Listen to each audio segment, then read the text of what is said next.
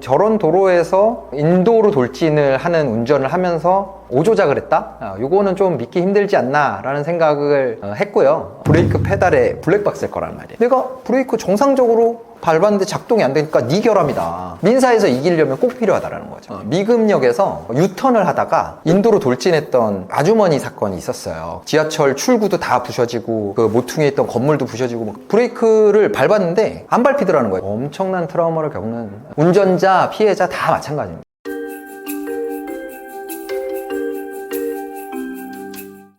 저는 이런 사고 보면요, 처음에 일단 아닐까라는 생각을 먼저 하고는 있어요. 비정상적인 운전이 상당 기간 지속이 됐을 때, 한 10초, 20초 가까이 진행이 됐을 때 사람이 이렇게 비정상적인 운전을 계속해서 오조작으로 할 수 있을까라는 거에 저는 기본적으로 좀 의문을 가지고 있거든요. 그래서 처음에 사고 봤을 때도 저런 도로에서 인도로 돌진을 하는 운전을 하면서 오조작을 했다? 요거는 좀 믿기 힘들지 않나 라는 생각을 했고요. 지금도 사실 저는 급발진이 아닐까라는 쪽에 무게를 두고 있어요. 통계를 보니까 해마다 급발진 주장하는 사건들이 한 50건 이상 정도는 되는 것 같아요. 그게 어느 정도까지 소송으로 비화되는지는 뭐 알 수는 없지만 어쨌든 급발진 사고들이 많이 얘기가 되고 있는데, 시청역 사고 같은 경우는 너무 사람들이 피해가 컸죠. 피해가 크고 정말 무고한 아무 잘못이 없는 사람들이 생명을 잃는 그런 안타까운 일이 벌어졌기 때문에 더욱더 이제 국민들의 관심이 생기지 않았을까라는 생각해요. 오디오가 중요하다라는 건 제가 봤을 때는 이제 가장 이 분야에서 유명하신 한문철 변호사님이 되게 단정적으로 말씀을 하셔서 그런데, 사실 그게 결정적인 건 아니에요. 상황을 추단할 수 있는 근거가 된다라는 것 뿐이죠. 블랙박스에 오디오 녹음 기능을 끄고 다니는 사람들도 굉장히 많아요. 왜냐면 사생활이 다 노출이 되는 거기 때문에 일부러 끄고 다니는 사람들이 많거든요. 오디오가 만약에 잡혀 있다면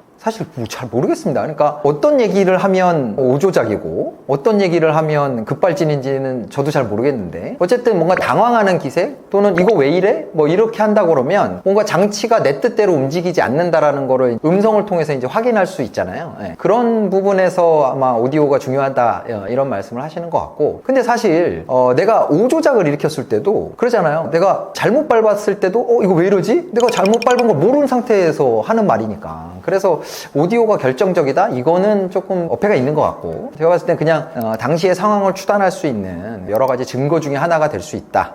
이 정도에서 이해하시면 좋을 것 같아요. 일단 페달 블랙박스가 있으면 좋겠죠.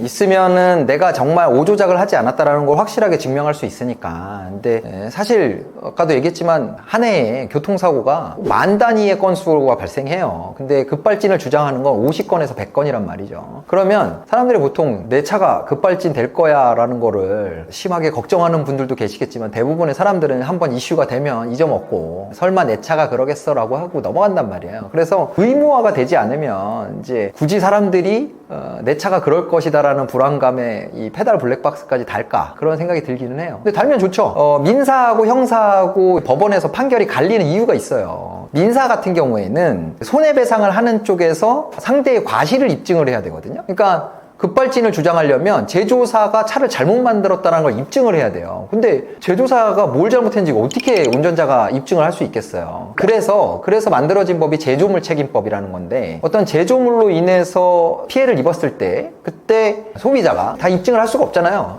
입증을 할 수 없으니까 그럼 입증 책임을 완화시켜 주겠다 이거예요. 전제 조건이 뭐냐면, 내가 이 제품을 정상적인 용법에 따라 사용을 했는데 문제가 생겼다라고 하면 그때 제조사에서 결함이 없었다, 내 제조품에는 결함이 없었다라는 부분을 제조사가 입증해야 되는 입증 책임이 넘어가는 부분이 생기거든요. 근데 그런 과정에서 내가 이거를 제대로 작동을 시켰다라는 부분을 입증할 수 있는 중요한 방법이 브레이크 페달에 블랙박스일 거란 말이에요. 내가 브레이크 정상적으로 밟았는데 작동이 안 되니까 네 결함이다. 민사에서 이기려면 꼭 필요하다라는 거죠. 근데 형사사건은 입증 책임이 검사한테 있어요. 유죄를 만들어야 되는 입증 책임이 검사한테 있어요. 그래서 이 사람이 급발진 때문이 아니라 오조작 때문에 사고를 냈다는 걸 검사가 입증을 해야 되는 거거든요. 근데 주변 정황으로 봤을 때 어떤 걸로도 입증이 어렵잖아요. 그러면 검사 입장에서는 이렇게 오조작을 했을 가능성이 있다 정도만 얘기를 할 수 있지, 블랙박스에 남아있는 사정이라든가 이런 거를 통해서 이 사람이 오조작했다는 거 검사도 증명 못하죠. 그러니까 형사사건에서는 내가 만약에 실수를 했다 그러면 형사사건에서는 그게 오히려 실수를 입증할 수 있는 증언한 단서가 될 수도 있어요. 근데 민사사건에서는 내 잘못으로 인해서 발생한 게 아니다라는 걸 입증할 수 있는 중요한 단서가 되는 거고요. 요즘 시중에 나와 있거든요. 페달 쪽에도 녹화를 하는 블랙박스가 나와 있는데 하시면 좋죠. 얼마 정도 더 비싼지 모르겠어요. 근데 뭐 큰 비용 차이가 아니라 그러면 이건 진짜 뭐 누구도 급발진 사고를 내가 당할 거다라고 생각하고 당하는 사람이 어디 있겠습니까? 그러니까 만일을 대비해서 그래도 안전장치를 해두고 싶다라고 하면 그러면 그런 블랙박스 설치하는 게 도움이 되지 않을까 싶습니다. 제가 실제 진행했던 사건 중에는 미금역에서 유턴을 하다가 인도로 돌진했던 아주머니 사건이 있었어요.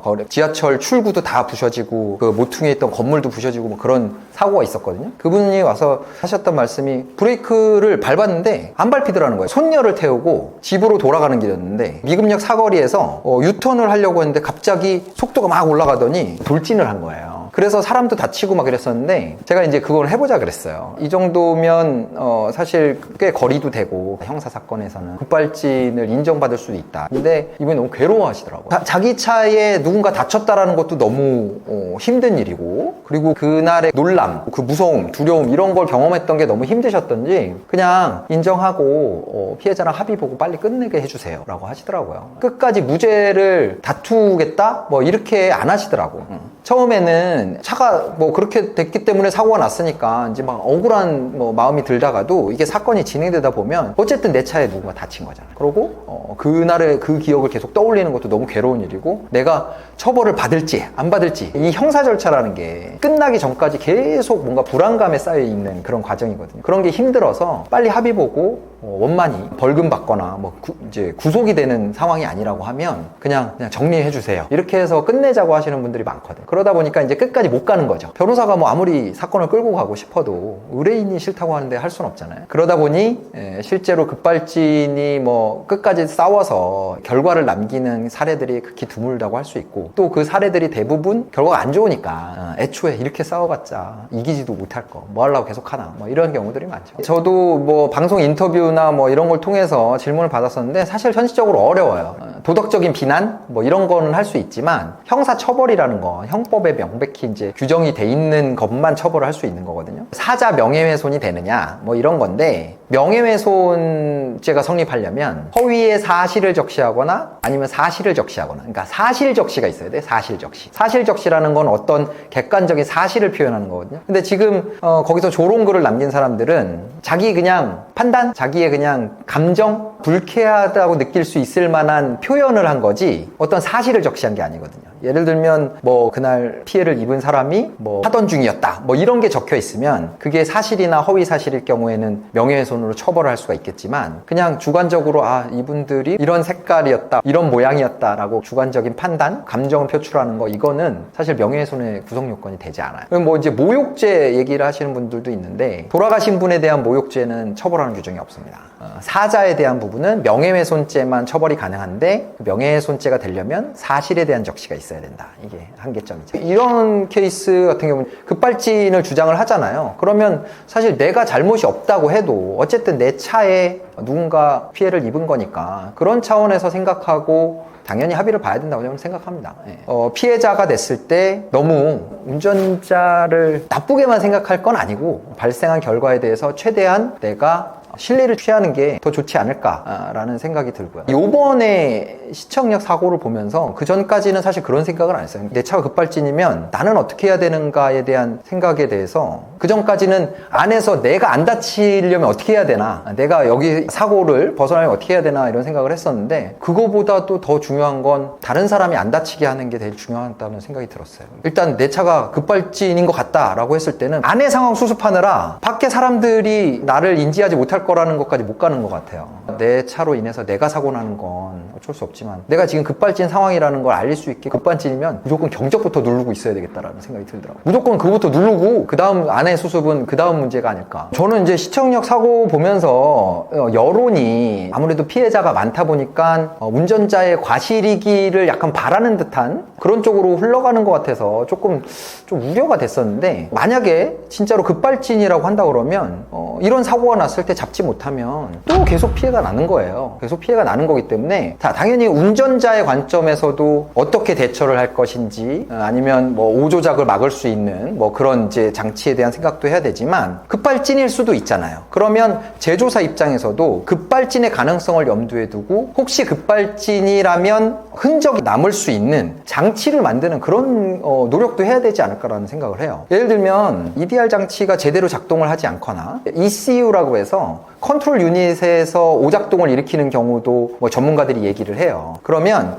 이 오작동에 대한 로그 같은 걸 남기는 그런 자체적인 시스템적인 보안도 필요하다고 생각하거든요. 자, 제조사 입장에서는 증거가 안 나왔으니까 차량 결함 아니야. 그럴 수 있어요. 그럴 수 있는데 그러면 그렇다고 아니라는 게 밝혀진 것도 아니잖아요. 오조작이라는 게 밝혀진 것도 아니라면 스스로 혹시 급발진일지도 모른다라는 생각을 가지고 내가 제조하는 차가 급발진을 일으킨다라는 거 엄청난 문제잖아요. 그러면 혹시 급발진이라면 그런 원인을 찾을 수 있도록 제조사 입장에서도 자기 시스템에다가 그런 것들을 체크할 수 있는 그런 노력을 해야 되지 않나 라는 생각이 들어요. 제가 아는 범위 내에서는 세계 어디에서도 차량의 결함으로 인해서 급발진이 발생한 것이다라고 명확하게 밝혀진 사례는 없어요. 그러니까 일시적으로 오동작을 일으킨 다음에 원상으로 돌아오는 거라는 거죠. 그렇다 그러면 제조사에서 노력하지 않으면 이거 못 찾습니다. 자기들의 제품에서 오류가 발생해서 뭔가 문제가 생길 수 있다라고 하면 저는 이제 컴퓨터공학을 전공했거든요. 컴퓨터 소프트웨어를 만들 때 버그가 있잖아요. 버그가 있으면 그 버그를 찾기 위해서 개발자들이 로그를 남깁니다. 이 시스템이 이렇게 넘어갈 때 그런 동작을 했다라는 로그를 남기더라고요. 그런 노력들을 과연 제조사들이 얼마나 하고 있는지 저는 의심스러운 거죠. 급발진이 아니냐에 따라서 피해자가 대처하는 방법이 달라지진 않아요. 일단 기본적으로는 이제 자동차 보험사로부터 이제 손해배상을 받게 되는 거고, 그 다음에 이제 큰 사고, 중상해나 뭐 사망사고가 일어났다, 뭐 내지는 뭐 중앙성 침범이나 뭐 이런 문제들이 생겨서 형사 처벌을 운전자가 받게 된다 그러면 형사 합의를 볼 것인지 말 것인지 뭐 그런 부분에 대해서 결정을 내리면 되는 거죠. 저는 가해자 사건도 하고 피해자 사건도 하고 뭐 다 하지만 교통사고 관련된 모든 사건에선 제가 했던 사건은 다 합의를 받습니다. 가해자를 대신해서 형사 합의를 봐주기도 하고 피해자 입장에서 합의를 봐주기도 하고 하는데 일부러 하는 건 아니잖아요. 일부러 사고를 낸 건 아니에요. 근데 물론 뭐 음주운전을 했다던가 도망을 쳤다던가 뺑소니를 했다던가 뭐 이런 경우는 사실 용서하기가 되게 어렵죠. 네, 용서하기가 어려운데 어찌됐든 피해의 원인이 된 사고는 그 사람이 일부러 낸 건 아니란 말이죠. 그리고 또 그 사람이 누군가한테 고의로 해를 가했다면 사회적으로도 이 사람이 격리될 필요가 있다라고 할 수 있겠지만 그게 아니고 교통사고는 정말 서로 불행한 일이 벌어진 거거든요. 그래서 피해자 입장에서도 저는 형사 합의를 보고 조금이라도 더 피해를 보전할 수 있는 금전적인 회복을 하는 게 더 실리를 추구하는 거라고 생각을 하고, 가해자 입장에서야 당연히 피해자를 위로하는 의미에서 해마다 21년도 통계 보니까 100건이 넘게 급발진 주장한 사건들이 있더라고요. 제가 뭐 상담한 사례들도 있고 무조건 아니라고 하죠. 자기네 차 급발진 오작동 일으켰다 이렇게 했을 때 사람들이 가만히 있겠습니까? 당연히 인정할 수도 없고 인정할 리도 없고 그런 문제고요. 문제는 이 급발진 사고라는 것이 제가 판단하기엔 그래요. 일시적인 오동작이거든요. 그러니까 사고가 나고 사고가 끝이 났을 땐 이미 그 흔적을 찾기가 어려운 상태가 되고 제조사 입장에서는 당연히 자기들한테 불리한 증거가 남지 않기 때문에 그래서 저기 저 차량 결함 아니다 이렇게 얘기할 수밖에 없겠죠. 인정을 했다면 이제 법원에서 인정한 사례를 말씀하시는 것 같은데 일단 민사는 지금 알려진 걸로는 한 건이 딱 있습니다. 또 고등법원에서 항소심까지 인정이 됐고 아직 대법원 판결이 나오진 않았어요. 운전자를 처벌하기 위한 형사사건에서는 급발진이 인정돼서 무죄를 받은 케이스들이 몇 건 정도는 있습니다. 교통사고 사건은 일단 과실이 인정되면은 뭐 결과에 대해서 책임을 지는 거기 때문에 이 피해자가 많다고 하면 결과가 뭐 사망까지 갔다고 하면 처벌을 꽤 크게 받겠죠. 실제로 선고되는 형을 보면 대부분은 합의를 봅니다. 대부분은 합의를 보고 피해자가 있는 사건에서는 합의가 양형의 가장 중요한 요소거든요. 그래서 피해자가 처벌을 원치 않는다고 하면 일부러 뭐 고의적으로 누구한테 범죄를 저지른 건 아니잖아요. 이제 과실범이라고 하는데 실수로 인한 거기 때문에 뭐 집행유예를 받는 경우들이 대부분이고요. 피해자 쪽에 과실이 크다. 뭐 예를 들면 뭐 무단횡단 하다가 뭐 피해자가 사망했다 뭐 이러면 벌금형이 나오기도 합니다. 어쨌든 대체로 과실범이기 때문에 형량으로 봤을 때는 그렇게 높지는 않죠. 안녕하세요, 이기루 변호사입니다. 저는 2011년도부터 사법연수원을 졸업하고 변호사 생활을 시작해서 올해 한 13년째 변호사로 활동을 하고 있는 변호사고 교통사고 쪽으로 많은 일을 해서 그래서 대한변호사협회의 교통사고 전문 분야로 등록해서 일을 하고 있는 변호사입니다.